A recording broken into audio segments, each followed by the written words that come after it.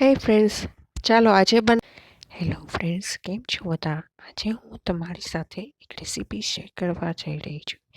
એકદમ immunity બેસ્ટર and healthy છે. શિયાળાની વસાણું જે ગુજરાતીઓમાં ખવાતું હોય છે શિયાળા દરમિયાન કાટલું. આપની સમક્ષ આ રેસીપી પ્રસ્તુત કરી રહી છું. આશા છે આપને આ રેસીપી બહુ જ પસંદ આવશે. જેના માટે આપણે સૌપ્રથમ લોયામાં ઘી ગરમ મૂકવાનું છે, જેવી તમારી રિક્વાયરમેન્ટ. ત્યારબાદ ઘઉંનો લોટ શેકવાનો છે. લોટ શેકાવામાં કલર ચેન્જ થાય ત્યારબાદ તેમાં ગુંદ ઉમેરવાનું રહેશે. ગુંદ ફૂલી જાય, એક ફૂટવા માંડે, જેમ કે આ વિડીયોમાં જોઈ શકો છો. ત્યારબાદ તેમાં આપણે 1 ચમચી જેટલો હળદરનો પાવડર ઉમેરવાનો રહેશે. હળદરનો પાવડર પ્રોપર મિક્સ થઈ જાય એટલે સૂંઠ પાવડર, ડેસિકેટેડ કોકોનટ 1 વાટકા જેટલું ઉમેરી દેવાનું છે. પ્રોપરલી મિક્સ કર્યા બાદ પ્રોપરલી ભેળવાઈ જાય એટલે કાટલા પાવડર ઉમેરવાનો રહેશે. કાટલા પાવડર હેલ્ધી હોય છે, તૈયાર લોટ છે. લોટમાં કાટલા પાવડર એકદમ મિક્સ ઉમેરી દેવાનો.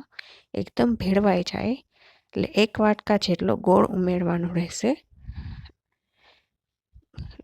ગેસની ફ્લેમ બંધ કરી ગરમ હોય ત્યાં સુધીમાં ગોળ ઉમેરી દેવાનો છે 1 વાટકા જેટલો. કણી પણ રહેવી ન જોઈએ.